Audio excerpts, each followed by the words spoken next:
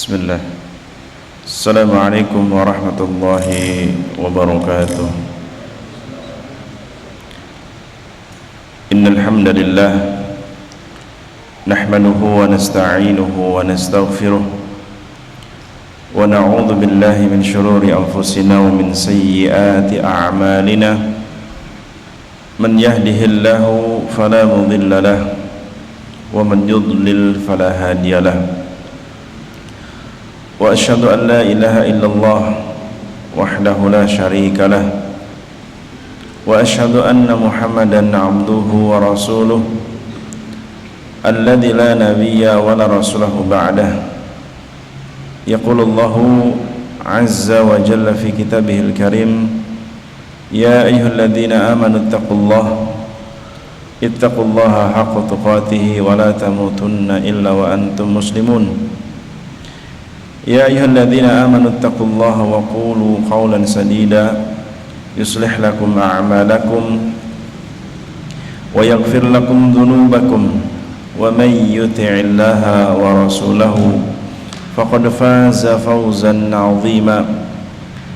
Fa inna asdaqal hadithi kitabullah wa khairal hadyi hadyu Muhammadin sallallahu alaihi wasallam wa syarrul umuri muhdatsatuha fa inna kulla muhdatsatin fid dini bid'atun wa kulla bid'atin dhalalah wa kulla dhalalatin finnar. Allahumma salli wa sallim wa barik ala al-mustafa nabiyyina wa rasulina Muhammadin sallallahu alaihi wasallam. Para jamaah, bapak-bapak, ibu-ibu, hadirin dan hadirat, ikhwani dan akhwati yang semoga Allah merahmati perjumpaan kita di kesempatan malam hari ini di malam-malam yang masih syahdu karena masih turun hujan. Alhamdulillah kita kembali bertemu di kajian rutin membahas tema yang saya susun, yaitu hidup mulia dengan ilmu agama, dan kita masuk pada bagian pembahasan tentang mengenal generasi kedua dari umat ini, mengenal generasi kedua dari umat ini, yaitu para tabi'in. Setelah kita membahas generasi pertama, yaitu para sahabat Nabi radhiyallahu anhum jami'an sebagai generasi terbaik dari umat ini, maka sudah menjadi keharusan bagi kita juga mengenal generasi setelahnya tabi'in, mengenal generasi setelahnya tabi'in. Karena generasi tabi'in pun telah Allah isyaratkan kebaikan mereka. Generasi tabi'in Allah pun telah mengisyaratkan kebaikan mereka. Satu contoh dalam surah At-Taubah ayat 100, Allah Subhanahu wa taala berfirman, was-sabiqunal awwalun minal muhajirina wal ansar walladzina ittaba'uuhum walladzina ittaba'uhum bi ihsanin radhiyallahu anhum wa radu an wa a'adda lahum jannatin tajri min tahtihal anhar khalidina fiha abada dzalikal fawzul azim. Wasabiqunal awwalun, orang-orang yang pertama-tama masuk Islam, orang-orang yang awal-awal mereka masuk Islam, minal muhajirin, dari kalangan kaum muhajirin, yaitu orang-orang yang tinggal di Mekah. Mereka harus berhijrah demi Allah, demi Rasulnya, demi agama mereka. Mereka tinggalkan rumah-rumah mereka, tinggalkan harta mereka, pindah ke negeri yang Allah perintahkan berhijrah, yaitu Madinah. Mereka para sahabat tentunya, generasi terbaik, yaitu kaum muhajirin. Dan juga Allah menyebutkan wal ansar, sahabat Nabi dari kalangan kaum ansar. Siapa mereka? Ansar artinya para penolong, orang-orang yang beriman dalam berhijrah, yaitu apa? Menolong kaum muhajirin. Dengan apa? Dengan menyediakan tempat mereka. Walladzina tabbawwa'ud dar wal iman, bahwa kaum ansar adalah orang-orang yang menyiapkan tempat, maksudnya apa? Menyiapkan negerinya sebagai tempat hijrah. Walladzina tabawwa'ud daral, dan mereka menyediakan tempat, artinya menyambut kedatangan kaum muhajirin. Allah sebutkan muhajirin wal ansar, dan mereka generasi para sahabat. Dan juga Allah menyebutkan walladzina ittaba'uhum. Allah juga menyebutkan walladzina ittaba'uhum, dan juga orang-orang yang mengikuti mereka, mengikuti kaum muhajirin dan ansar. Maka makna dari ittaba'uhum walladzina taba'uhum yaitu kaum tabi'in. Yani maksud walladzina taba'uhum kaum tabi'in, sebagai generasi kedua dari generasi umat ini yang mengikuti hum itu jamak.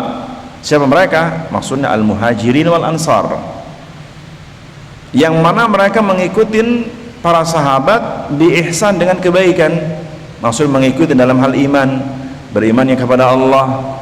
Para sahabat, para tabi'in berimannya kepada Allah, mengikuti para sahabat dalam beriman kepada Allah, karena yang mengajarkan bagaimana iman kepada Allah para sahabat, yang mengajarkan para tabi'in beriman kepada Allah para sahabat, yang mengajarkan bagaimana beribadah kepada Allah dengan benar para sahabat, yang mengajarkan kaum tabi'in beribadah dengan benar para sahabat, yang mengajarkan bagaimana muamalah dengan benar dari kaum tabi'in para sahabat yang mengajarkan mereka, karena guru-gurunya para tabi'in para sahabat, ulama-ulamanya kaum tabi'in yaitu para sahabat Nabi radhiyallahu anhum jami'an. Nah, dan Allah menyediakan menyediakan para sahabat Nabi dari kalangan kaum muhajirin dan ansar, juga orang-orang yang mengikuti mereka dari tabi'in sebagai generasi pertama. Allah menyediakan apa? Allah menjadikan apa? Radhiyallahu anhum, Allah ridho kepada mereka semua. Wa radu'an, sebagaimana mereka yaitu para sahabat tabi'in ridho kepada Allah, ridho kepada syariat Allah, ridho kepada agama Allah. Wa a'adda lahum jannat, dan Allah telah menyediakan buat mereka semua, baik muhajirinnya, baik ansornya, baik tabi'innya, terus tabi'ut tabi'innya, Allah menyediakan buat mereka surga yang mengalir di bawahnya sungai-sungai, tajri min tahtihal anhar khalidina fiha abada, dan mereka dijanjikan kekal dalam surga. Dzalikal fawzul azim, itulah kemenangan yang besar. Para ulama menyebutkan kalimat walladzina taba'uhum, maka tentunya kalau dikatakan siapa yang mengikuti para sahabat paling pertama, jawabannya tabi'in. Generasi yang paling mengikuti para sahabat paling pertama para tabi'in. Meskipun memang ayat ini juga mutlak, artinya bahwa yang mengikuti para sahabat itu tidak hanya generasi pertama dan seterusnya sampai hari kiamat. Karena kaum setelah para sahabat tabi'in, nah nanti setelahnya apa? Atba'ut tabi'in, pengikut para tabi'in. Maka seterusnya sampai hari kiamat akan menjadi atba'u tabi'in, atba'u atba'i tabi'in, atba'u atba'i tabi'in, pengikutnya tabi'in, terusnya termasuk kita. Sehingga kata ulama, ayat ini juga tertuju kepada siapapun manusia sampai hari kiamat yang mengikuti para sahabat dalam beriman, dalam beribadah, mereka termasuk cakupan dalam ayat ini. Cakupan apa? Cakupan dijanjikannya keridhaan Allah dan dijanjikan surga. Cuma tadi ittaba'uhum, yaitu kaum setelah para sahabat yang ngikutin mereka para sahabat, bukan mengikutin tabi'in saja, tapi orientasi utamanya kepada para sahabat, sebagaimana orientasi para tabi'in mengikuti para sahabat.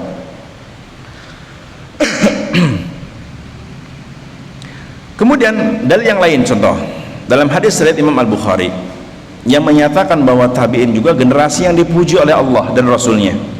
Para tabi'in juga merupakan generasi kedua yang dipuji oleh Allah dan Rasulnya. Meskipun terolah tadi tabi'in adalah generasi yang tidak bertemu Nabi, tapi mereka dipuji oleh Nabi SAW.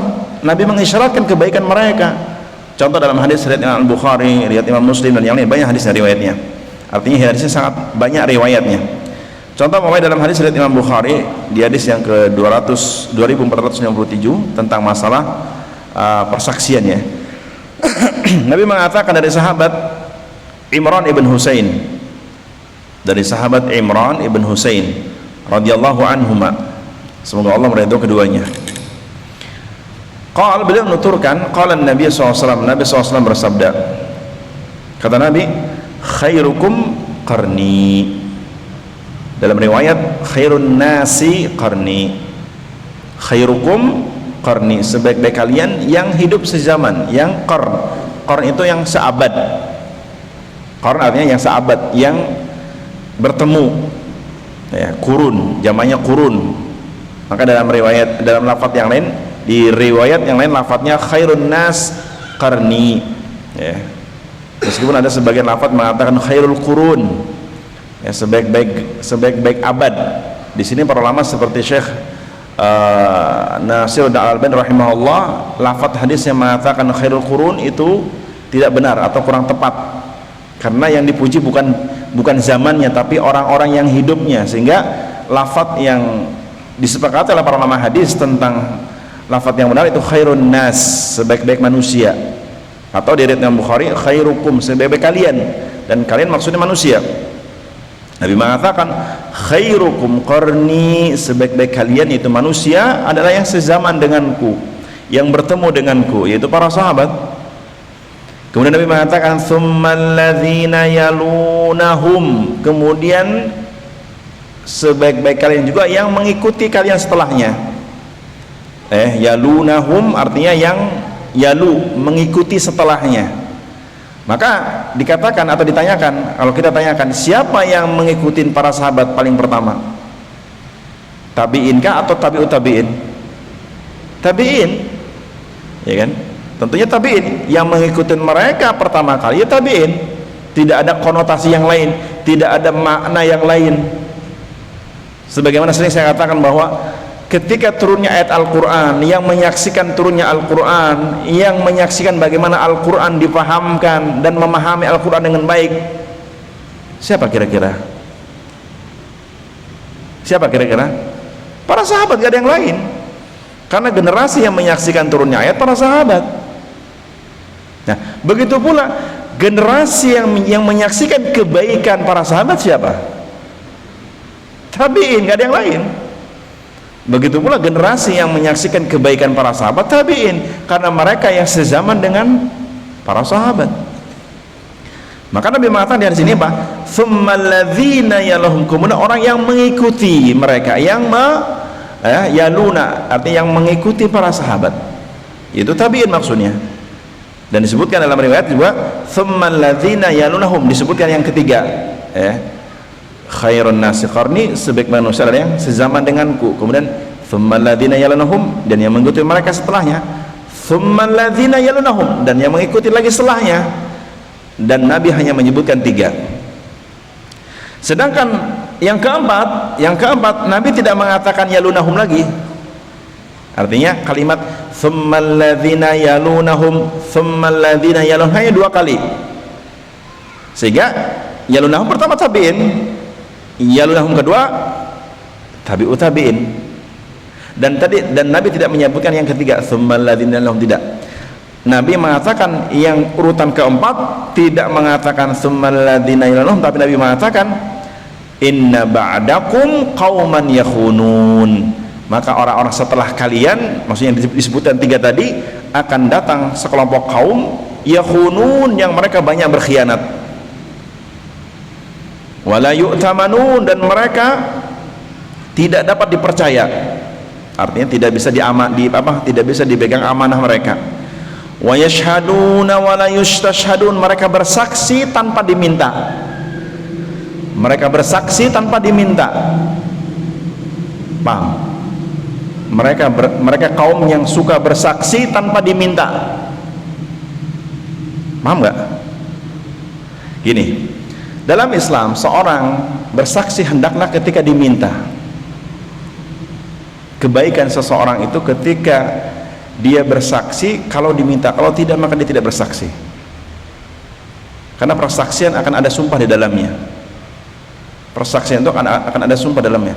Maka orang yang mudah bersaksi tanpa diminta, ini sebuah keburukan.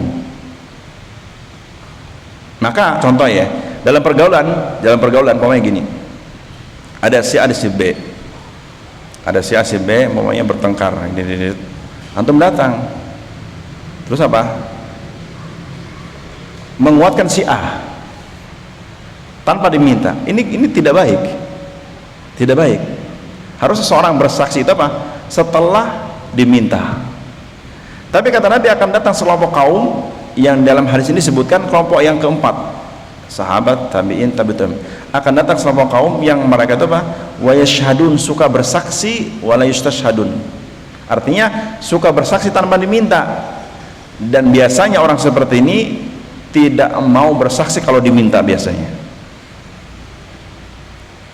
Tidak mau bersaksi kalau diminta. Paham ya? Dan itu sifat orang munafik sebenarnya. Begitulah orang munafik. Wa yanzirun, mereka suka bernazar.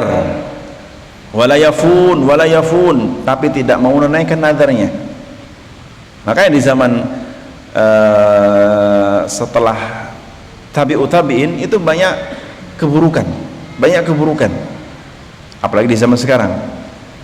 Sudah jelas-jelas bersumpah, janjeni ya belenjani gitu kan. Ya, bersumpah berjanji, bahkan dia bersumpah sendiri, bahkan dia yang belenjani sendiri gitu kan. Dan itu banyak di zaman sekarang, ya kan, sampai orang Jawa bilang sampai geting gitu, berjengkel luar biasa gitu. Dan banyak muslim dan itulah kelompok manusia setelah tabi'in. Akan banyak mereka orang-orang yang suka berkhianat, ya. Artinya kelompok ketika suka berkhianat, tidak amanah, bersaksi tanpa diminta, nadar tanpa dipenuhi nadarnya, ini menunjukkan bahwa mereka tidak memegang syariat Allah, bahwa mereka jauh dari syariat Allah Subhanahu wa taala, bahwa mereka tidak mengagungkan syariat Allah kecuali secuil.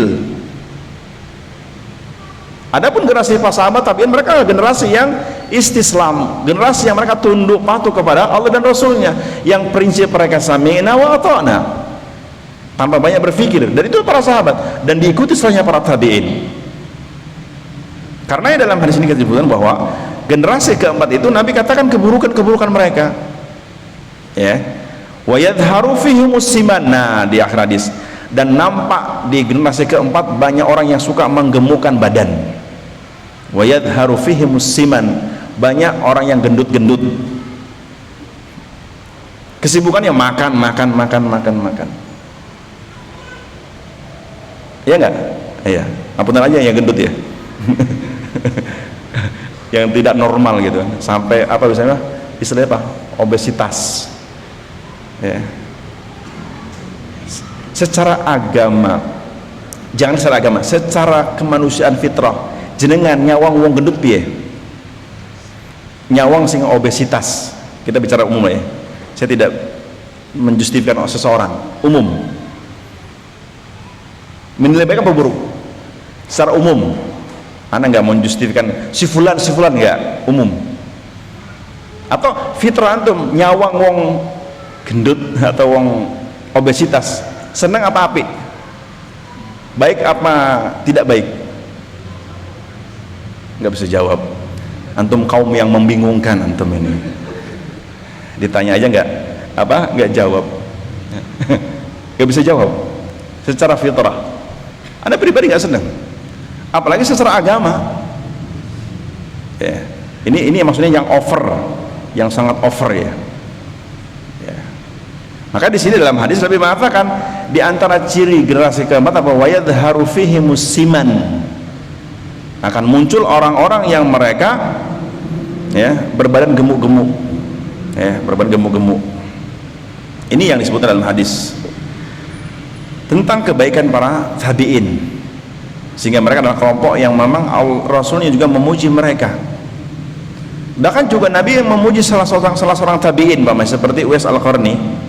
Uwais Al-Qarni tabi'in, ya, meskipun Uwais Al-Qarni beriman di zaman Nabi, artinya sezaman dengan Nabi, tapi permasalahannya Uwais Al-Qarni dia tidak pernah bertemu Nabi Sallallahu Alaihi Wasallam.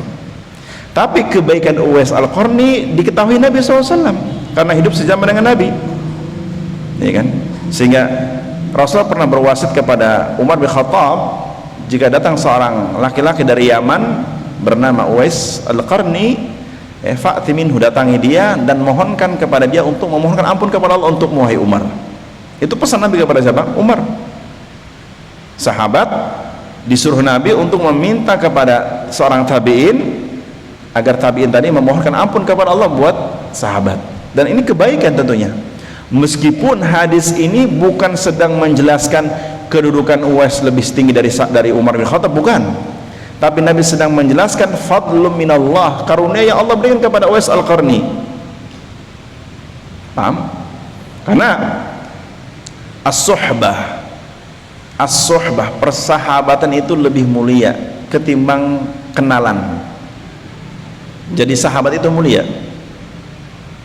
ya, beda dengan hanya sekedar mengenal, itu beda, sangat berbeda. Makanya kenapa Uwais Al-Qarni meskipun beriman, hidup di zaman Nabi, tapi masalahnya tidak pernah bertemu Nabi, dia tidak dikatakan sahabat karena masalahnya tidak bertemu Nabi.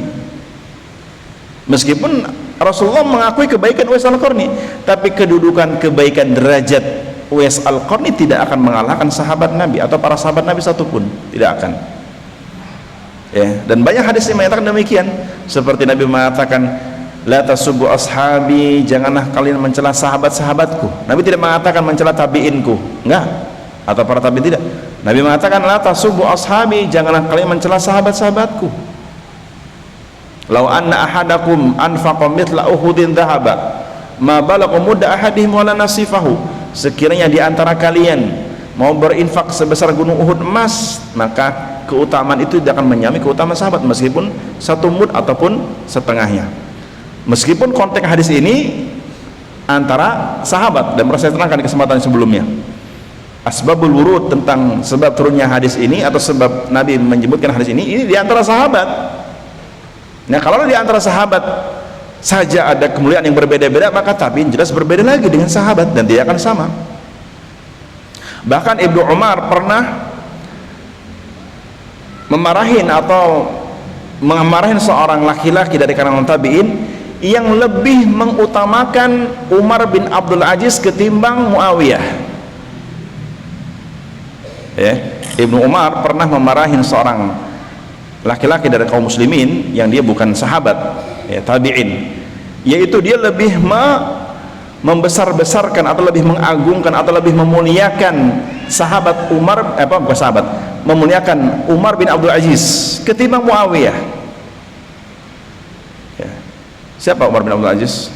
Sahabat apa tabi'in? Umar bin Abdul Aziz sahabat apa tabi'in? Umar bin Abdul Aziz, bukan Umar bin Khattab, ya. Umar ibn Abdul Aziz, meskipun memang Umar bin Abdul Aziz cucunya Umar bin Khattab, hasil pernikahan dari hasil pernikahan dari putranya Umar bin Khattab dengan seorang wanita penjual susu. Dan pernah saya ceritakan, ketika Umar sedang ronda malam, mendapati dua orang wanita sedang bertengkar antara ibu dengan anak. Si ibu mengatakan kepada anak gadisnya, wahai putriku, segera campur susu itu dengan air. Maka susunya putri mengatakan, tidak ya ummah, anna Umar naha an dzalik, sungguh Umar yang ketika itu sebagai khalifah melarang untuk mencampurkan susu dengan air. Maka kata ibunya, fa inna Umar la yadri, sungguh Umar tidak tahu. Maka anak gadis mengatakan, na'am Umar la yadri walakinna rabba Umar yadri, betul bahwasanya Umar tidak tahu, tapi Rabbnya Umar mengetahui. La ya ummah, ini akhafullah, aku takut kepada Allah. Lihat, maka ternyata Umar sedang menguping. Nah, akhirnya dinikahkanlah. Keesokan harinya Umar melamar, langsung melamar, tidak nunggu bulan depan, ya. Hari esok. Dan itu simat para salafus saleh, ya. Orang para salaf kalau dapat kebaikan tidak nunggu bulan depan, tahun depan, hari esok, termasuk dalam pernikahan. Zaman sekarang wanita, masalah para ikhwan sudah tahu akhwat masalah solehah, kapan nikahinnya? Nanti tahun depan. Nah, basi, keburu diambil orang. Nah, itu sudah diambil gini. Jawabannya, sedikit akhwat yang solehah Ustaz. Sudah tahu nggak, segera. Sedikit intermezzo. Kembali. Lihat, Umar mengatakan segera menyuruh anak-anak untuk menikahi wanita tadi. Jika tidak, maka ayah akan maju. Dan apa? Akhirnya Umar menikahkan salah satu anak, itu Asim, dengan wanita tadi. Nah, di antara cucu-cucunya pernikahan ini lahirlah Umar bin Abdul Aziz. yang dia menjadi seorang alim, kemudian dia juga selain alim seorang penguasa, hakim. Umar bin Abdul Aziz seorang alim, hakim, dan terkenal kezuhudan dan kewaraannya. Terkenal dengan apa? Umar bin Abdul Aziz terkenal dengan kezuhudan dan kewaraan, dan terkenal keilmuan terhadap agama Allah, dan terkenal dalam memimpin kekuasaan, terkenal keadilannya sebagaimana kakeknya. Siapa? Umar bin Khattab, terkenal sebagaimana kakeknya. Bahkan ada sebagian ulama memuji bahwa Umar bin Abdul Aziz bisa dikatakan khalifah kelima setelah Khulafaur Rasyidin. Kenapa? Karena keilmuannya, kewaraannya, kezuhudannya luar biasa. Nah, ketika itu ada seorang tabi'in yang memuji Umar bin Abdul Aziz berlebihan, sampai laki-laki ini membandingkan antara Umar bin Abdul Aziz dengan Muawiyah. Maka Abdullah bin Umar marah besar, ya, karena sering kali orang-orang yang hasad kepada generasi pertama sahabat selalu biasanya apa? Sahabat yang dicela pertama kali Muawiyah biasanya, sehingga Ibnu Umar marah besar, ya, bahwasannya Umar dan Muawiyah bukan hal yang perlu dibandingkan, dan tidak bisa dibandingkan. Kenapa? Karena satunya sahabat, satunya tabi'in, tidak bisa dibandingkan. Kalau dibandingkan harusnya apa? Setara, sahabat antara sahabat. Tapi jika dibandingkan antara tabi'in dan sahabat dalam kebaikan tidak akan sama. Tapi kalau perbandingan antara sahabat dengan sahabat, iya masuk. Perbandingan antara tabi'in iya masuk. Tapi ketika membandingkan dan melebihkan seorang tabi'in ketimbang sahabat, akhta, ini keliru, bahkan bisa jadi kesesatan. Iya, keliru. Kenapa? Karena sahabat secara khusus Allah memuji mereka, bahkan Allah telah menjamin ampunan buat mereka para sahabat. Belum lagi di antara para sahabat mereka dijamin surga secara khusus. Belum lagi Muawiyah yang disebut oleh para ulama termasuk Ibnu Umar menyaksikan anna Muawiyah katibul wahyi. Muawiyah itu pencatat wahyu Allah. Adakah yang lebih utama selain dari pencatat wahyu Allah? Pencatat wahyu Allah yang mencatat wahyu Allah ketika turun oleh Rasul memerintahkannya untuk mencatatnya, Muawiyah ibn Abi Sufyan.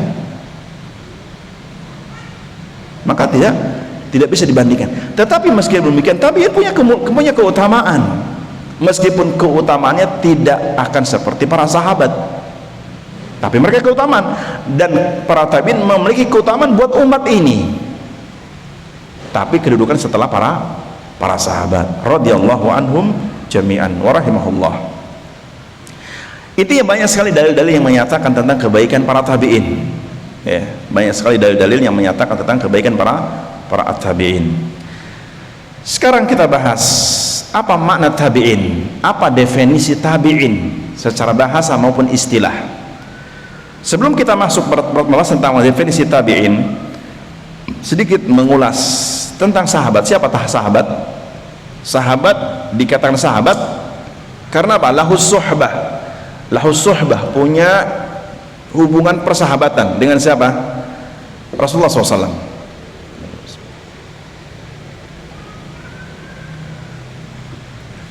Sahabat berasal dari kata sahiba yashabu, atau sahaba yashabu, artinya menemani, ya, karena ya seorang sahabat dikatakan apa? Sahabiyun. Masih ingat ya? Masih catat ya?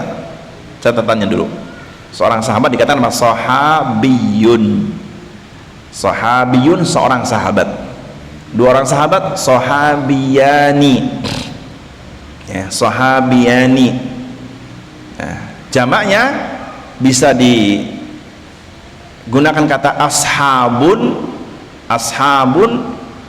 ya, atau sahabatun, itu jamaknya. Sahabatun itu kata jamak. Ini secara bahasa tentang sahabat.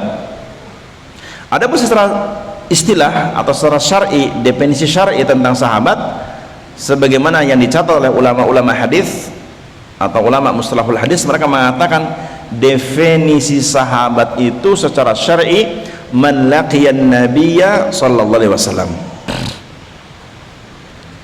orang yang bertemu Nabi, berjumpa, ya, berjumpa berarti bertemu ya, bukan melihat ya, beda definisinya. Bukan man-nadzara, bukan melihat Nabi, tapi yang bertemu ya, bertemu, bertatap muka, face to face ya. Maka definisinya bukan melihat tapi bertemu.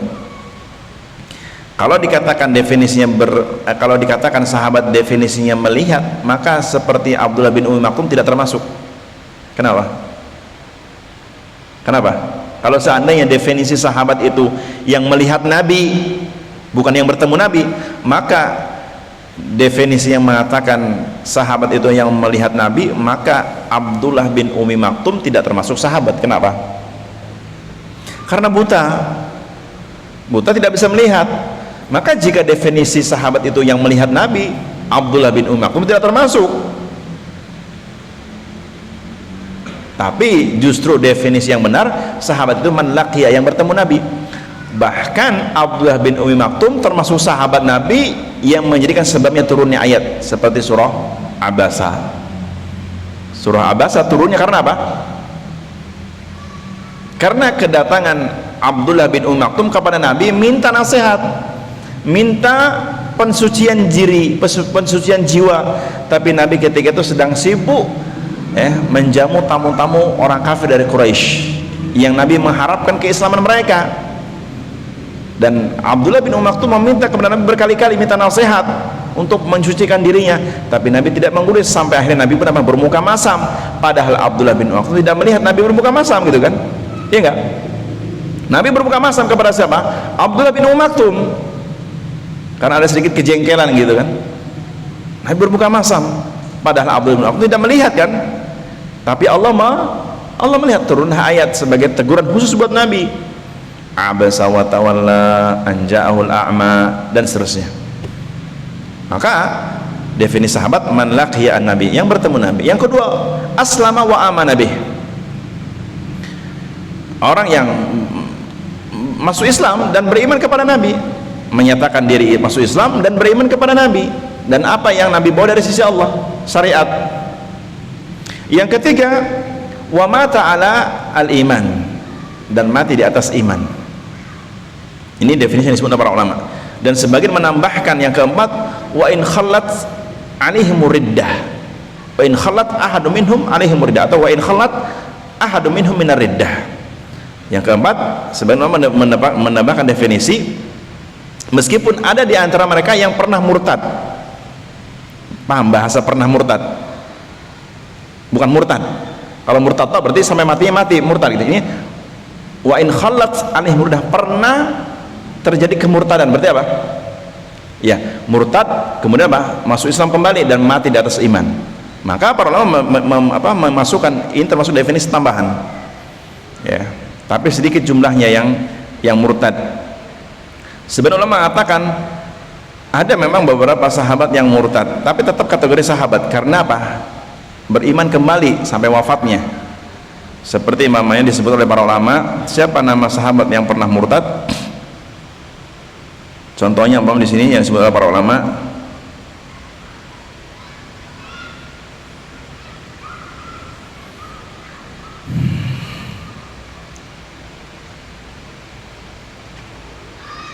ada 4. Ikrimah ibn Abi Jahal. Ini bukan yang pernah murtad, ini yang murtad sampai mati. Ini bukan yang pernah murtad ya. Ini yang murtad sampai mati, artinya ya kafir. Siapa mereka? Ikrimah ibn Abi Jahal. Yang kedua Abdullah bin Khatli. Yang ketiga Muqis ibn Sababah. Yang keempat Abdullah ibn Sa'ad ibn Abi Sarh. Abdullah ibn Sa'ad ibn Abi Sarh. Itu ada 4 orang yang murtad dari kesahabatan atau murtad setelah beriman sampai mati. Baik, kembali kepada pembahasan. Jadi sahabat definisinya apa? Yang bertemu Nabi, masuk Islam dan beriman kepada Nabi, kemudian wafat dalam kondisi iman. Yang keempat ada tambahan, meskipun ada yang pernah murtad, artinya masuk Islam kembali.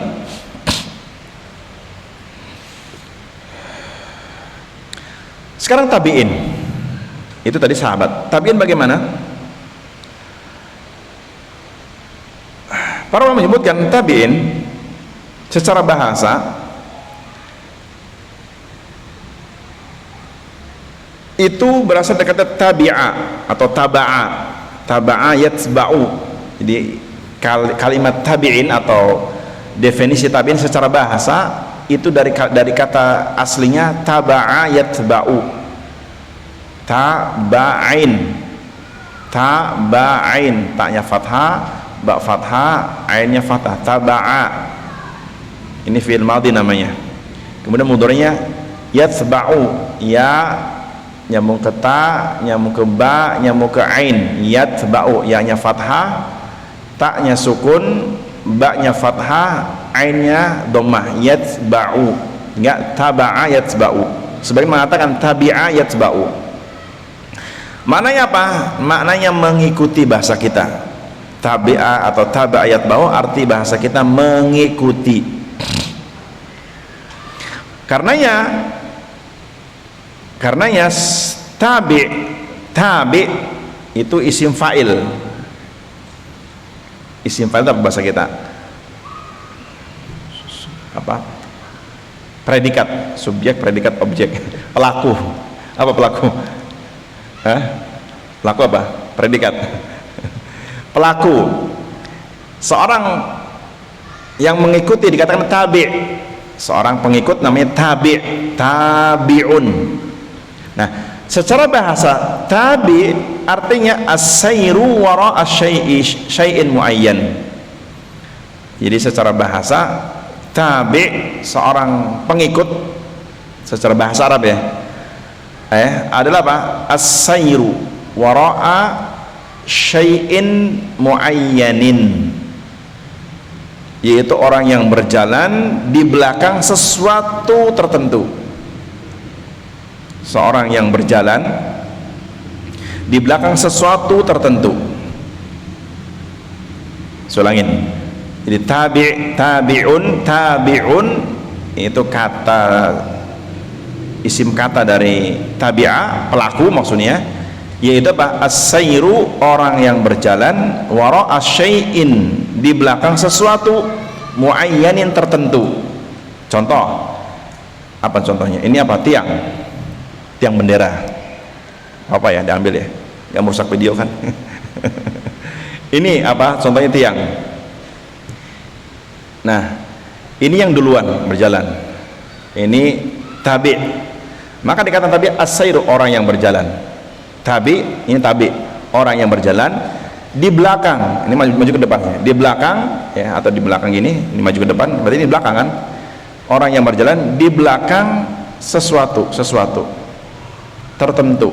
Artinya tidak semua diikuti gitu bahasa. Tertentu. Itu secara bahasa tabi, pengikuti seperti itu. Nah, ini secara bahasa ya. Tabi'un, orang yang berjalan di belakang sesuatu tertentu.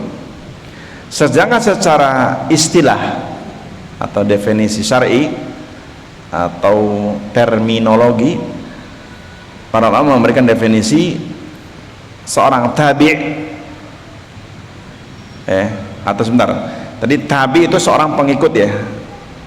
Dua orang tabi'ani, jamanya tabi'una. Nah, ini secara bahasa tabi itu seorang pengikut.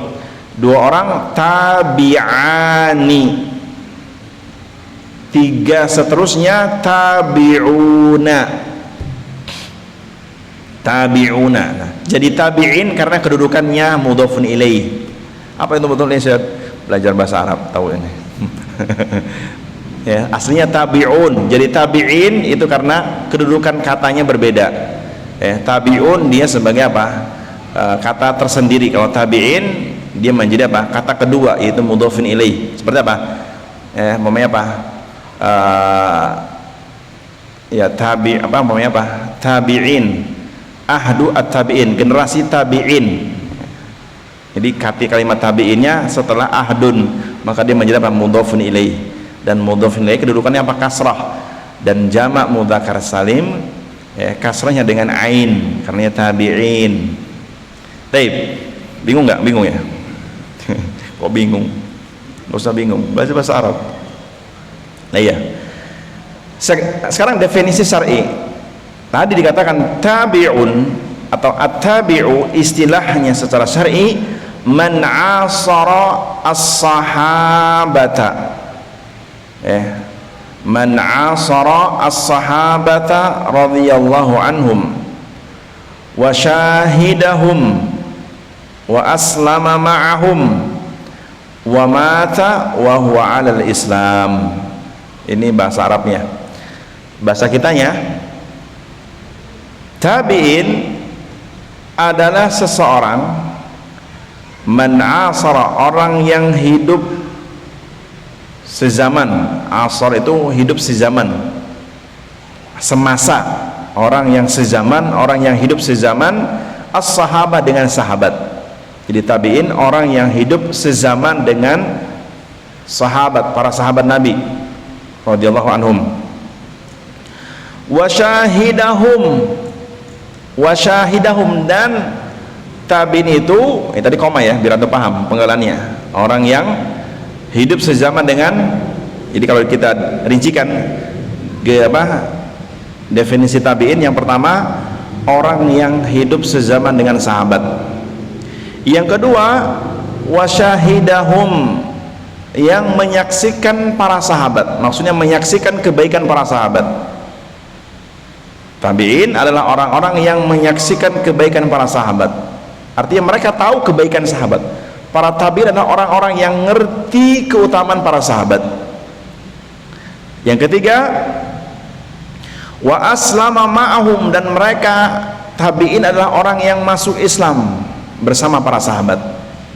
Orang yang masuk Islam bersama para sahabat, artinya mereka masuk Islam di hadapan para sahabat, atau masuk Islam melalui wasilah para sahabat.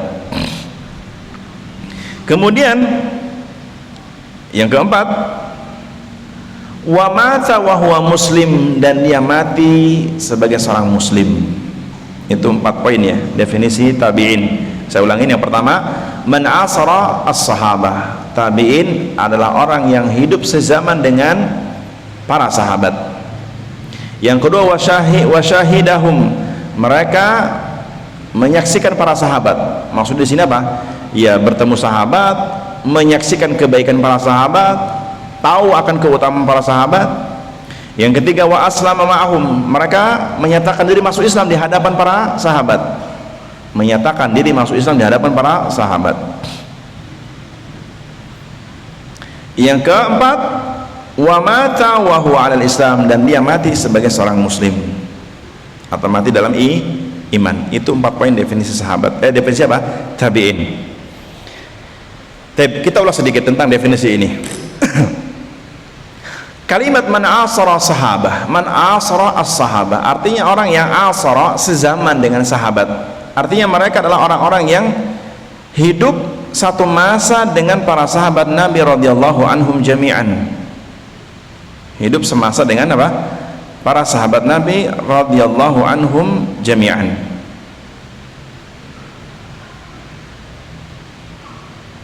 Ya.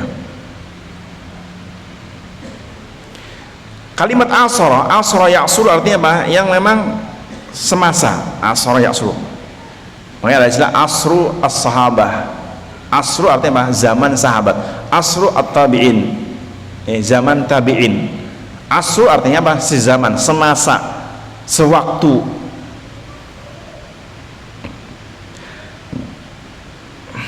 Otomatis kalimat asara sama dengan laqiya, yang bertemu apa? Sahabat. Kalau di definisi sahabat, man laqiya, yang bertemu.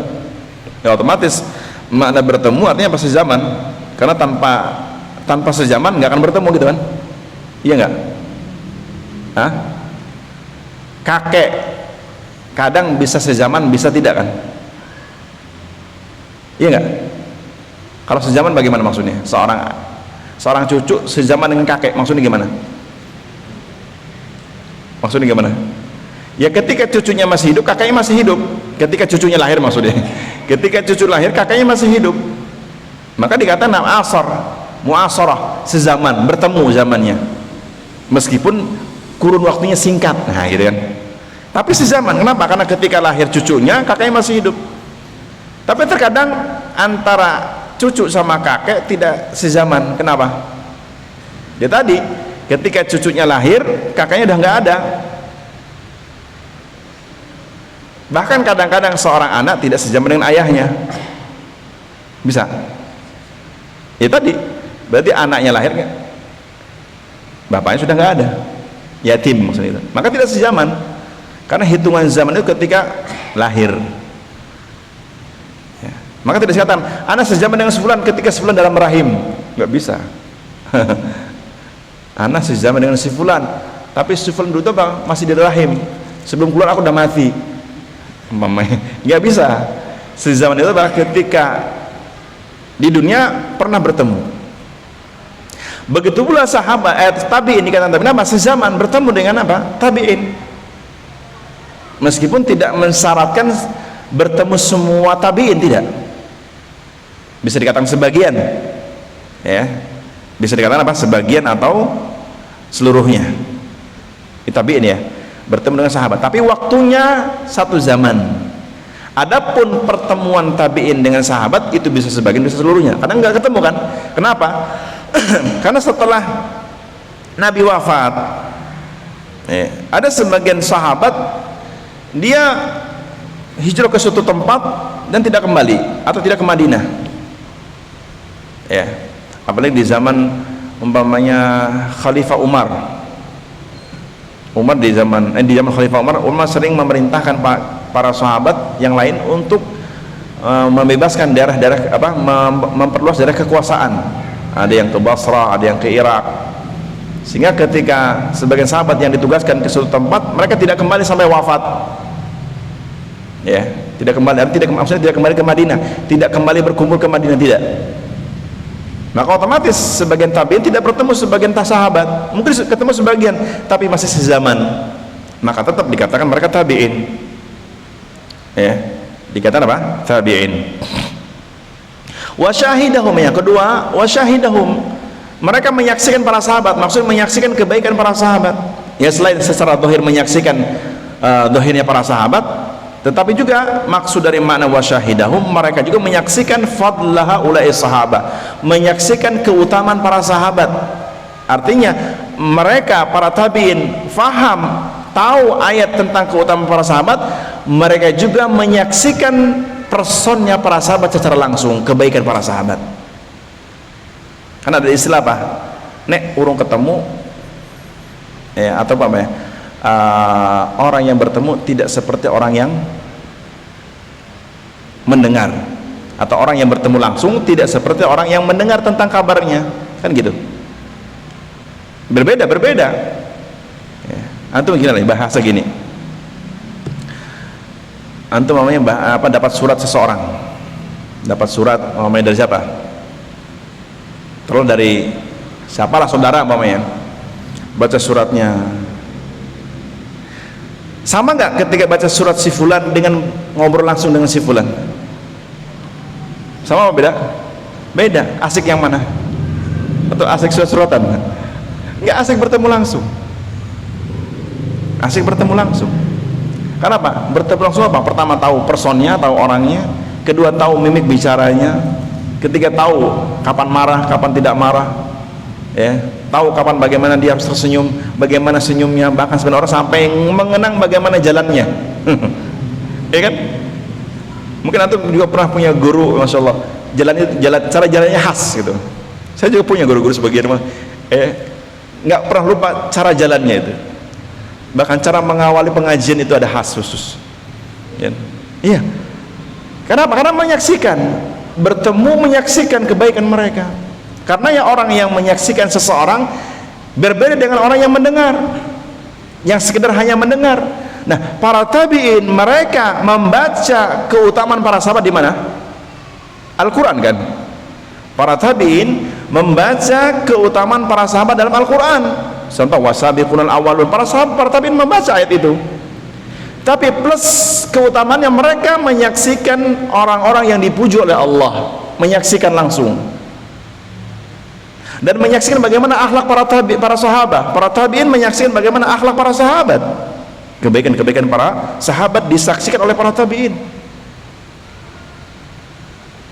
Maka apa? Ini berbeda. Makanya ada keutamaan seorang tabi'in. Sehingga ulama mengatakan wa syahidahum, artinya mereka generasi yang menyaksikan secara ayat, mereka paham, tahu membacanya dan menyaksikan secara langsung, bertemu dengan para sahabat.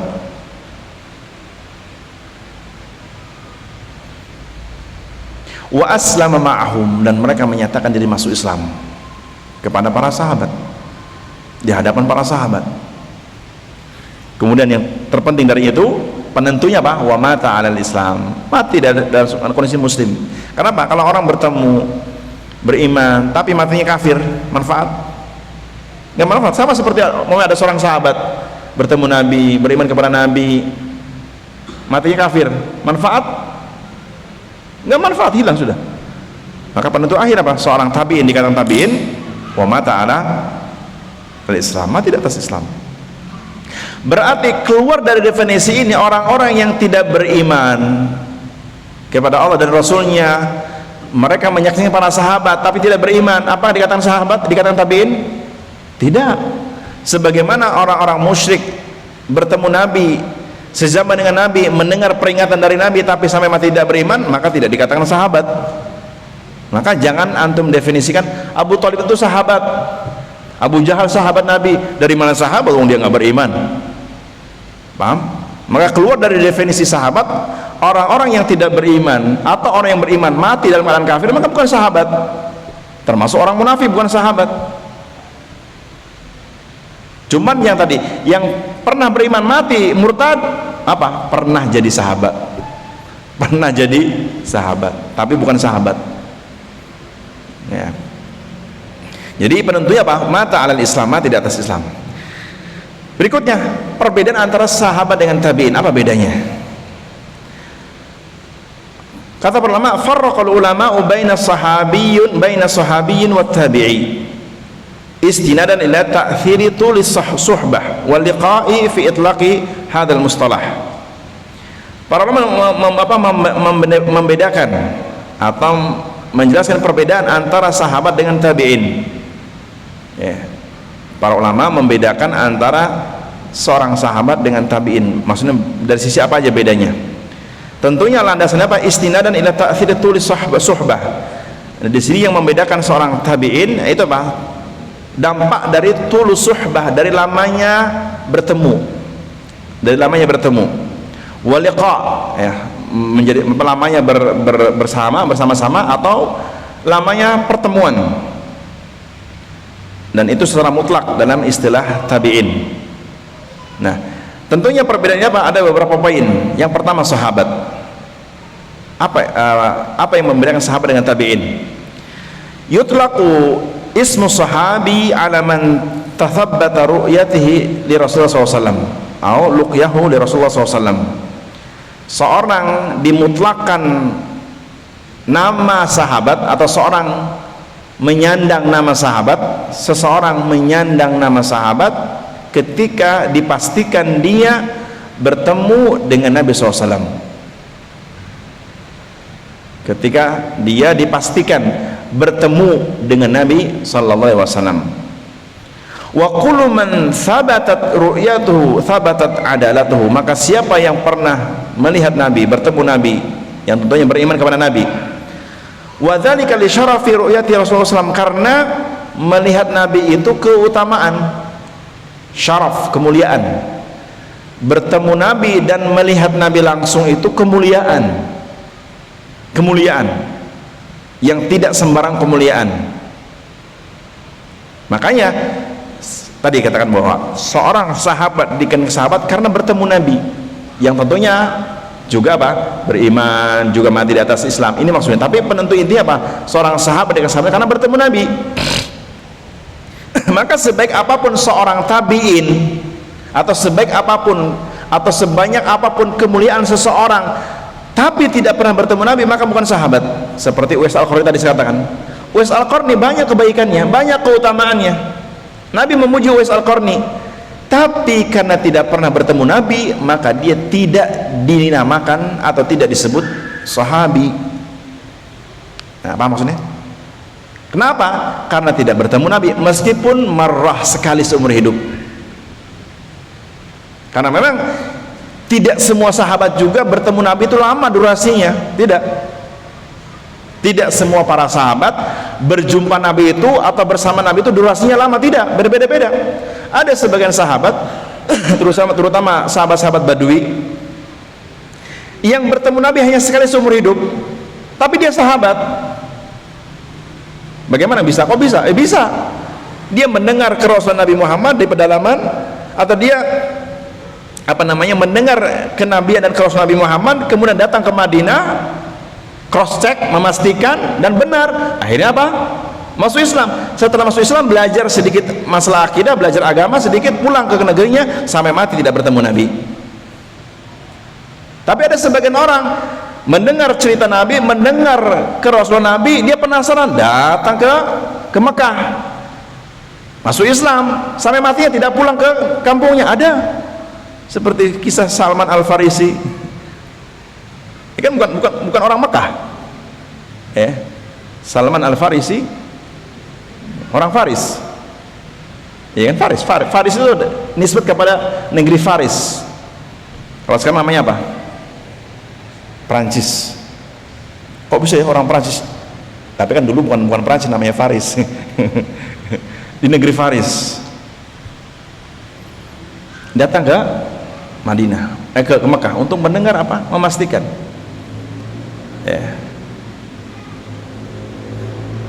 Dan dia masuk Islam sampai matinya bersama Nabi, bahkan membela Nabi, bahkan berperang bersama Nabi sampai matinya. Iya, Salman Al-Farisi termasuk yang memberikan ide bikin parit. Siapa di perang Khandaq? Salman Al-Farisi yang mengeluarkan ide untuk membuat parit di perang Ahzab. Itu apa? Salman. Karenanya perang Ahzab dinamakan juga perang Khandaq.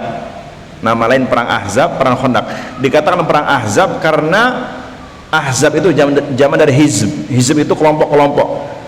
Ahzab kelompok-kelompok. Apa maksudnya Ahzab di sini? Kelompok-kelompok orang musyrik bersatu untuk menyerang kaum muslimin. Makanya dikatakan perang Ahzab. Itulah kelompok-kelompok kaum musyrikin bersatu untuk menyerang kaum muslimin. Karena ini dikatakan perang Ahzab. Juga perang Ahzab dikatakan perang Khandaq karena di perang Ahzab ide peperangannya membuat strategi parit atas idenya Salman Al-Farisi.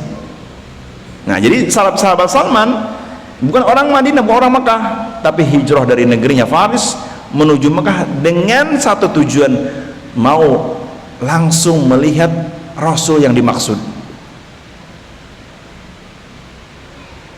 Ada lagi seorang sahabat, saya lupa namanya, kalau nggak salah Suhaib Ar-Rumi atau yang lainnya, atau Salman, lupa saya. Suhaib kalau nggak salah, atau yang agak lupa saya nama sahabat. Ada seorang sahabat, dia ketika mendengar kerasulan Nabi Muhammad, dia penasaran. Abu Dzar Al-Ghifari, ya, seorang sahabat Nabi bernama Abu Dzar Al-Ghifari. Nah, Ghifari itu dari negeri Ghifar. Sahabat Abu Dzar Al-Ghifari ketika mendengar kenabian Nabi Muhammad, kerasulan Nabi Muhammad, beliau mendengar Nabi baru, Nabi yang mendakwahkan kebaikan, silaturahim dan sebagainya. Dia rindu untuk bertemu Nabi tersebut. Maka ia suruh adiknya datang ke Mekah mencari tahu berita itu. Ia suruh adiknya pergi ke Mekah. Saya lupa nama adiknya, sahabat Abu Dzar Al-Ghifari. Ia suruh adiknya pergi ke Mekah. Ia kasih uang, kasih harta untuk pergi ke Mekah. Supaya apa? Dapat berita tentang kerasulan yang dimaksud. Dia nggak mau katanya, dia pengen orang langsung. Suruh adiknya pergi ke Mekah. Setelah pergi, datanglah adiknya memberitahukan tentang Nabi yang dimaksud. Kata adiknya, gini betul apa yang diceritakan, bahwa ini nabi yang bagus, nabi yang mendakwahkan kebaikan. Nah, ternyata setelah mendapat berita dari adiknya yang disuruh ke Mekah tentang Nabi Muhammad, beliau makin penasaran. Akhirnya beliau pergi sendiri dan akhirnya masuk Islam dan belajar dengan Nabi sampai faham, Setelah itu apa? Beliau pun pamit untuk pergi ke kampungnya mendakwahkan kaum Ghifar. Dan Nabi berwasiat kepada sahabat Abu Dzar Ghifari untuk betul-betul apa? Berlemah lembut mendakwahkan Islam kepada kaum Ghifar. Dan ternyata betul, sahabat Abu Dzar mendengar nasihat Nabi dan beliau pulang mendakwahi kaum Ghifar, dan akhirnya kaum Ghifar pada beriman kepada Allah Subhanahu wa taala. Artinya apa? Dia tidak selamanya bersama Nabi. Ya. Maka di sini bahwa tidak semua sahabat durasi bertemu Nabinya lama, berbeda-beda. Tapi sekali dalam seumur hidup bertemu Nabi, maka dia sahabat. Nah, apakah definisi seperti ini juga berlaku pada tabi'in? Ini yang menjadi pembahasan para ulama. Kemudian kata para ulama, maka fayaqulu sahabi, seorang sahabat dikatakan sahabat yaitu man laqiya Rasulullah SAW wa amana nabi wa mata wa wal Islam, orang yang bertemu Nabi, beriman kepada Nabi dan dipastikan mati sebagai seorang muslim, maka dia sahabat. Meskipun tadi durasi pertemuan dengan Nabi hanya sekali. Sekarang bagaimana tabi'in, at-tabi'i? Dhahaba jumhur al-ulama ila adam ishtirati tuli liqa'i tabi'i bis sahabi. Jumhur para ulama atau mayoritas para ulama berpendapat tidak disyaratkan seorang tabi'in dikatakan tabi'in lamanya bertemu sahabat. Saya ulangin, mayoritas para ulama berpendapat tidak disyaratkan seorang dipanggil atau disebut tabi'in harus lama bertemu sahabat, harus lama, tidak disyaratkan. Maka kalau tidak disyaratkan berarti gimana? Kalau tidak disyaratkan bertemu sahabat harus lama durasinya, berarti siapapun yang bertemu sahabat meskipun sekali atau satu orang dari sahabat Nabi atau sebagian dari sahabat Nabi sekali seumur hidup karena mungkin masuk Islamnya saja pulang, maka dia tabi'in, maka dia apa? Tabi'in. Dan itu yang diambil pendapat para ulama, diambil oleh jumhur mayoritas para ulama. Maka siapapun yang bertemu sahabat meskipun sekali, sekali, sebentar, dan beriman kepada sahabat, maksudnya beriman kepada Allah, Rasulnya, dan mengakui kebaikan para sahabat. Ini penting, mengakui kebaikan para sahabat. Dari kalimat wa syahidahum, menyaksikan kebaikan para sahabat, artinya hatinya meyakini bahwa para sahabat generasi terbaik, dia meyakini, dan berjumpanya hanya sebentar, maka dia tabi'in. Maka dia apa? Dia dikatakan tabi'in. Sehingga para ulama mengatakan fattabi'iyyu, maka seorang dikatakan tabi' man laqiya sahabi, orang yang bertemu sahabat meskipun satu orang, maksudnya yang dijumpainya apa? Satu orang. Karena sahabat banyak kan? Banyak kan? Banyak. Bahkan tadi saya katakan ada sebagian sahabat berpencar pergi dari Madinah ke Basrah sampai mati di Basrah. Otomatis tabi'in yang hidup di Madinah berjumpa dengan sahabat di Madinah tidak berjumpa dengan sahabat yang di Basrah dan sebagainya. Apakah dia dikatakan tabi'in? Ya, ketabi'in. Karena tidak disyaratkan berjumpanya sahabat harus semuanya, tidak, dan mustahil ya. Dan ini berbeda dengan sahabat. Kalau sahabat kan satu yang dijumpai siapa? Hanya Rasul kan. Maka perkara mamanya ada seorang sahabat berjumpa Nabi sekali, berjumpa sebagian sahabat tapi tidak yang lain, apakah dikatakan sahabat? Berkerut dahi. Ada seorang laki-laki datang ke Madinah, bertemu Nabi, beriman kepada Nabi, bertemu dengan sahabat-sahabat yang di Madinah, tapi nggak bertemu dengan sahabat yang lain, apakah dikatakan tetap sahabat? Sahabat. Kenapa? Karena penentunya siapa? Rasulullah, bukan sahabat yang lain. Maka bisa jadi seorang sahabat tidak bertemu sahabat yang lain, maksudnya seorang sahabat Nabi tidak berjumpa dengan sahabat yang lain, bisa nggak? Ya bisa. Seorang sahabat Nabi tidak bertemu dengan sahabat Nabi yang lain, bisa terjadi, bisa terjadi. Begitu pula pada tabi'in. Seorang tabi'in terkadang hanya bertemu satu orang sahabat beriman di hadapan para sahabat dan tidak berjumpa dengan sahabat-sahabat yang lain. Kenapa? Karena tadi sahabat berpencar. Apakah dikatakan tabi'in? Jawabannya apa? Iya, dia dikatakan seorang tabi'in karena menyaksikan kebaikan para sahabat dan berjumpa dengan sahabat meskipun satu orang, dan mati di atas Islam. Nah, itu penentunya. Wa yumkinul farqu baina sahabi wa tabi'i bil athari al qalbi al hasil min ru'yati sahabi li Rasulullah SAW wa adam husuli inda tabi'i. Adapun perbedaan secara inti antara sahabat dengan tabi'i, perbedaan secara inti antara sahabat dengan tabi'i, sahabat bertemu Nabi face to face, artinya apa? Langsung, ya. Sedangkan tabi'in tidak berjumpa Nabi secara langsung, tapi berjumpa dengan sahabatnya Nabi. Itu bedanya secara inti khusus. Berjumpa dengan apa? Sahabat Nabi, bukan dengan nabinya, tapi sahabat Nabi, itu tabi'in. Dan ingat, tidak termasuk definisi sahabat itu yang melihat Nabi dalam mimpi. Tidak termasuk definisi sahabat berjumpa Nabi dalam mimpi. Kalau seandainya definisi masuk kategori sahabat, banyak orang ngaku sahabat di zaman sekarang. Tahu nggak?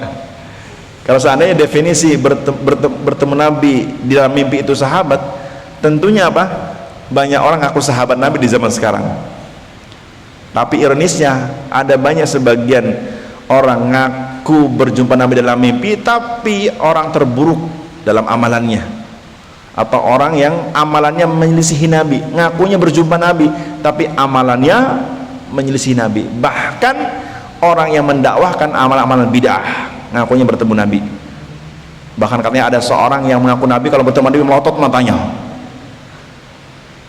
La ilaha illallah, la haula wala quwwata illa billah. Nabi datang dipototi katanya. Bahkan ngakunya dia tidak berjumpa dalam mimpi, bahkan menyaksikan Nabi langsung dengan mata langsung. Ada nggak yang ngaku seperti itu? Baik di negeri ini, di negeri Hadramaut, di mana-mana banyak. Dia katanya kalau ngisi taklim, Nabi hadir di hadapan di pojok dan dia melotot. Lah, halo, berarti sahabat. Sahabat dari mana? Bahkan ada orang yang Ustadz Kondang Jo mengatakan, saya tuh sering melihat Nabi setiap hari. Dia duduk di pojok. La ilaha illallah. Nabi siapa yang datang? Kan ada kan? Kondang dia. Taulah antum lah ya. Dia mengatakan, saya berjumpa Nabi itu setiap hari, dan dia selalu datang di pojok sana itu, di rumahku. Nah, Nabi siapa yang datang? Setan, iya. Dia bukan mengatakan dalam mimpi, terjaga. Nah, kalau terjaga berarti apa? Sahabat kalau gitu kan? Karena kan syarat bertemu Nabi apa?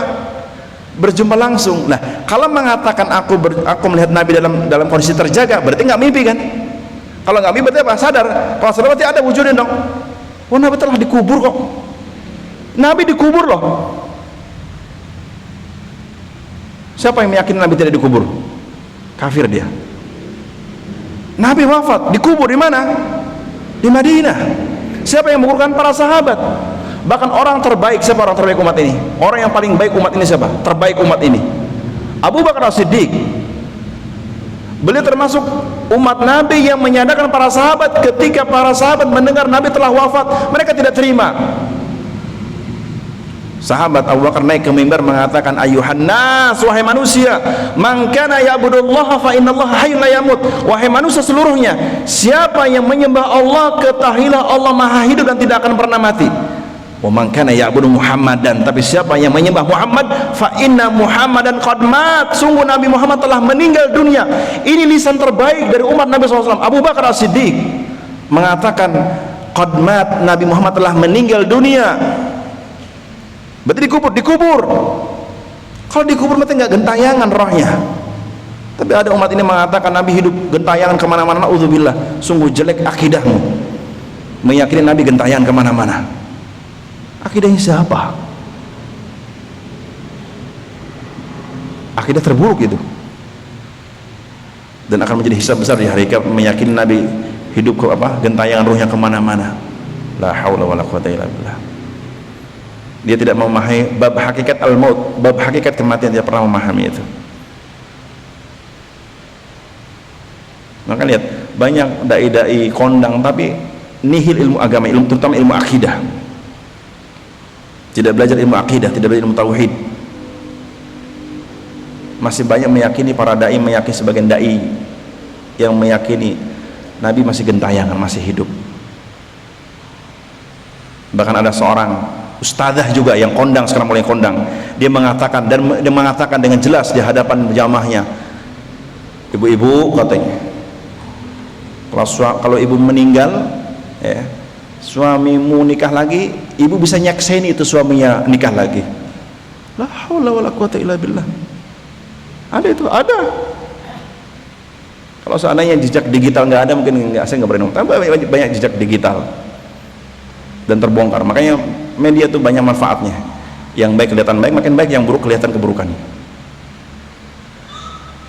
Nah, di sini menunjukkan bahwa seorang tabi'in, dia dikatakan tabi'in karena apa? Karena hanya berjumpa sahabat, tidak berjumpa Nabi. Kalau seandainya melihat Nabi dalam mimpi dia bisa dikatakan sahabat, maka tabi'in tentunya banyak yang seperti itu. Tapi tidak ada satupun tabi'in yang mengatakan kami sahabat Nabi. Dalam artinya apa? Karena melihat Nabi dalam mimpi, nggak ada. Nah, kemudian jam berapa ini?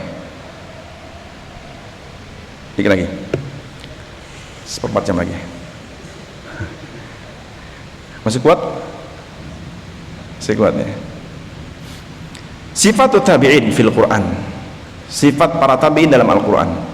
Berikutnya, sifat-sifat para tabi'in dalam Al-Quran.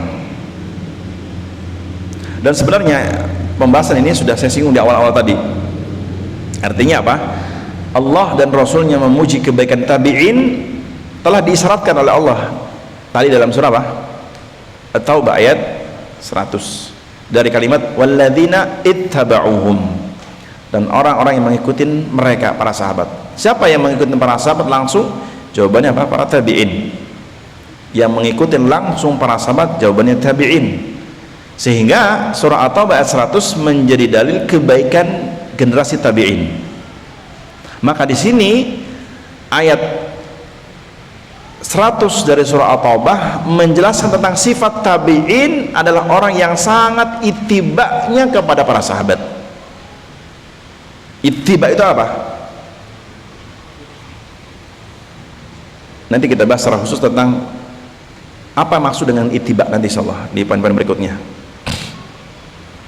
Tapi secara khusus bahwa ittiba' artinya orang yang mengikuti langsung. Dan tadi saya definisikan yang jelas para ulama, tabi adalah orang yang berjalan di belakang langsung, ya, orang yang berjalan di belakang sesuatu langsung, bukan dengan perantara, tapi langsung.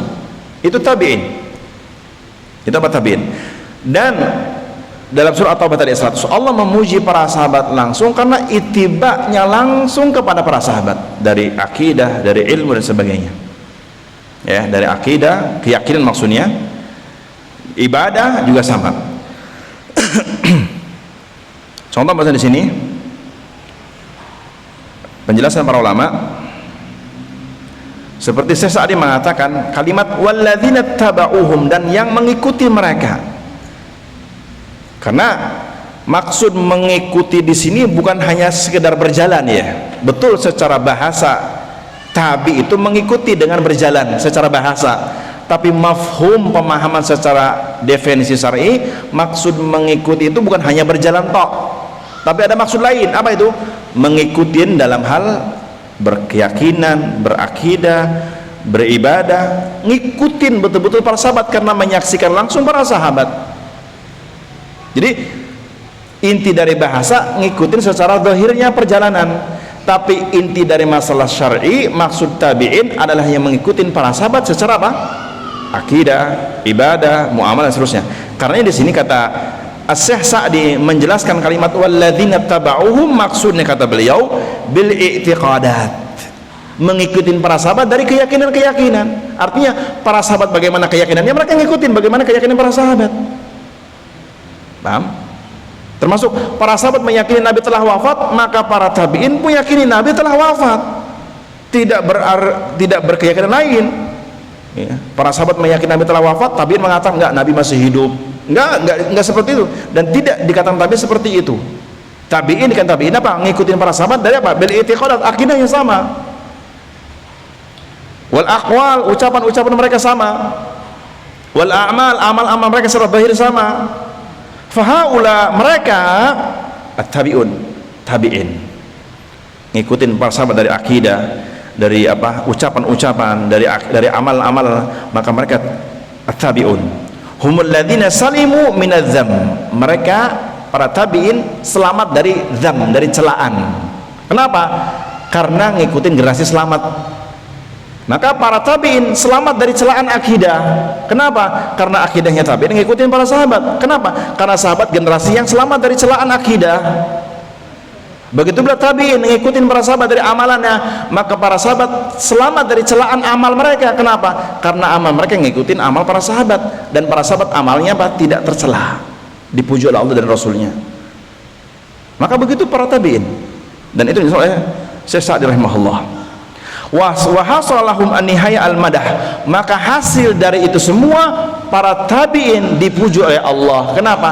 Karena kebaikannya dalam mengikuti para sahabat. Walladzina taba'uhum bi ihsan, mengikuti para sahabat dalam kebaikan. Apa? Kebaikan agama, apanya? Akidahnya, ibadahnya, amalannya dan seterusnya. Wa afdalu karamat minallah, karena mengikuti sahabat dari akidah, ibadah adalah sebaik-baik karamah, sebaik-baik karamah. Maka ada orang mengatakan si fulan ada karamah itu, masya Allah karamah luar biasa, bisa terbang, bisa menghilang, wah nyembuhkan orang, diusap langsung sembuh. Fulan itu ada apa? Ada karamahnya itu, hati-hati. Kata Imam Ibnu Taimiyah rahimahullah dalam fatwa mengatakan, jika engkau melihat ada orang dijuluki wali, dia bisa terbang, punya karamah, bisa terbang, bisa berjalan di atas air, jangan langsung percaya itu karamah. Sampai apa? Sampai ditimbang akidahnya dan ibadahnya sesuai dengan para sahabat. Jika iya, maka terbangnya berjalan di atas air itu karamah. Paham? Paham gak? Kata Ibnu Taimiyah rahimahullah dalam fatwanya bahwa jika engkau mendengar ada seorang wali Allah dijuluki oleh orang-orang wali Allah, dan orang mengatakan fulan bisa terbang di atas udara, fulan bisa berjalan di atas air, jangan langsung percaya itu karamah sampai orang itu ditimbang bagaimana akidahnya dengan para sahabat. Jika sama dan ditimbang, jika amalannya ibadahnya sama dengan para sahabat, maka yang ada pada diri itu karamah. Tapi jika tidak, jangan percaya. Lantas kok bisa terbang Ustaz? Yaitu jin yang bisa menerbangkannya. Ifrit loh, ifrit di zaman Nabi Sulaiman bisa mindahkan apa nih jin ifrit? Dalam surah An-Nahl disebutkan, surah An-Nahl, ketika Nabi Sulaiman meminta kepada para ajudannya untuk memindahkan singgasana Bilqis dari Yaman ke Filistin, jin ifrit mengatakan ana atika bihi qabla an taquma min maqamik. Kata jin ifrit mengatakan kepada Nabi Sulaiman, wahai Sulaiman, aku yang sanggup mendatangkan singgasana Bilqis dari Sabah, Yaman ke Filistin sebelum kau bangkit dari tempat dudukmu. Berarti kuat gak jin ifrit? Kuat lah. Kalau bobot mahnya 50 kilo, 20 kilo, gampang. Bisa mabur, gampang. Gampang gak? Gampang. Wong jin bisa terbang kemana-mana. Iya memang. Jin detik ini di Semarang, di Jatisari, 1 menit ada di Kediri, gampang. Tapi itu pun kelebihan. Sebagaimana ada orang ngaku Sekarang duduk di Semarang, di Jatisari Meja, nanti jam 12 ada di Kediri. Bisa nggak manusia zaman sekarang? Bisa, pesawat. Kalau nggak bisa pesawat bisa. Kan gitu. Tapi Ustaz, bukan pesawat Ustaz, menghilang. Jangan langsung percaya. Kalau percaya betul apa? Antum korban hoax. Antum korban hoax. Intinya, kalau kita merasa hidup di generasi serba cerdas, maka otak kita pun harus cerdas. Dan cara mengasah kecerdasan otak itu dengan tunduk kepada wahyu Allah yang maha benar. Sumber ilmu agama Islam itu apa? Wahyu, Al-Quran, Sunnah yang benar, dijamin kebenarannya. Maka jika kita tunduk kepada Al-Quran, Sunnah, maka dijamin kecerdasan kita akan terjaga. Tapi kalau landasan kecerdasan Anda dikit-dikit Google, dikit-dikit YouTube, dikit-dikit Instagram, dikit-dikit, ya Anda tidak cerdas. Nggak cerdas. Budak hawa nafsu namanya. Budak hawa nafsu. Maka surah At-Taubah ayat 100 menjadi dalil tentang apa? Sifat kebaikan para sahabat. Atau dalam surah umpamanya yang lain seperti di surah Al-Hasyr. Lagi. Surah Al-Hasyr terakhir ya. Ayat 10. Allah menyebutkan juga kebaikan para tabi'in. Surah apa? Al-Hasyr. Ayatnya ke-10. Apa bunyi ayatnya? Bunyi ayatnya walladzina ja'u min ba'dihim walladzina ja'u min ba'dihim yaquluna rabbana ighfir lana wa li ikhwanina alladhina sabaquna bil iman wa la taj'al fi qulubina ghillan lil ladzina amanu rabbana innaka ra'ufur rahim. Dan orang-orang yang datang setelah mereka, siapa mereka? Para sahabat. Orang-orang yang datang setelah mereka para sahabat, siapa? Siapa maksudnya? Tabi'in.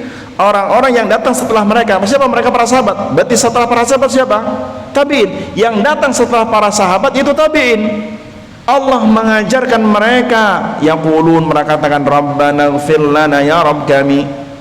Meskipun makna ayat ini juga dikatakan oleh para ulama, maksud adalah orang-orang yang beriman lebih belakangan ketimbang al-awwalun. Maksudnya para sahabat yang beriman belakangan ketimbang para sahabat yang di awal masuk Islam, yang mereka mengakui keutamaan para sahabat yang segera masuk Islam. Artinya apa? Contoh, para sahabat yang masuk Islamnya belakangan, dia meyakini para sahabat yang awal-awal masuk Islam itu lebih baik, maka mereka diajar oleh Allah, rabbana ighfir lana, ya Rabb kami ampunkan dosa-dosa kami, wali ikhwanina alladzina sabaquna bil iman, dan buat orang-orang, buat saudara-saudara kami yang lebih dahulu beriman.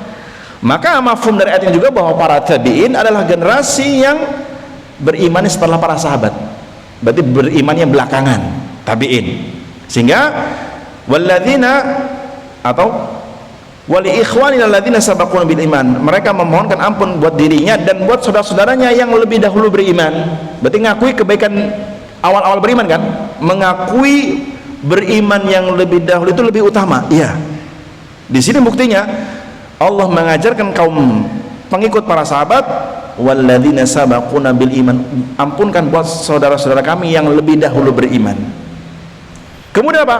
Wala taj'al fi qulubina ghillan lil ladzina amanu, ya Allah jangan pula kau jadikan pada hati kami ada ghil. Apa ghil? Penyakit hati, hasad, dengki, iri. Kepada siapa? Lil ladzina sabaquna bil iman, iri kepada orang-orang yang lebih dahulu beriman. Innaka ra'ufur rahim, sungguh engkau maha ra'uf. Ra'uf itu apa? Maha penyantun, rahim maha penyayang. Itu sifat para tabi'in, memuji kebaikan para sahabat dan mereka memohonkan ampun buat para sahabat. Makanya Kebaikan seorang murid ketika banyak mendoakan gurunya, bukan menggibahi gurunya. Sebagaimana kebaikan tabi'in adalah mendoakan para sahabat, bukan menggibahi para sahabat. Karena masalah di zaman sekarang fitnah ya, zaman sekarang banyak orang-orang ngaji dengan ustaz, setelah itu apa? Menggibahi ustaznya. Dan itu musibah, saya katakan musibah. Padahal para tabi'in tidak seperti itu kepada para sahabat sebagai guru-guru mereka. Barakallahu fikum, karena waktu sudah malam kita cukupkan, insyaallah kita lanjutkan di kesempatan yang akan datang berkaitan dengan memahami generasi tabi'in. Semoga Allah menjadikan kita atba'u tabi'in yang baik dalam mengikuti para sahabat. Allahumma amin. Wa astaghfirullah lakum. Semoga Allah mengampuni dosa-dosa kita, mengampuni kelalaian kita, menghilangkan kesalahan kita, dan semoga pengajian di malam hari ini menjadi penggugur dosa-dosa kita dan kesalahan kita. Subhanakallahumma bihamdik, asyhadu an la ilaha illa anta, astaghfiruka wa atubu ilaik. Assalamualaikum warahmatullahi wabarakatuh.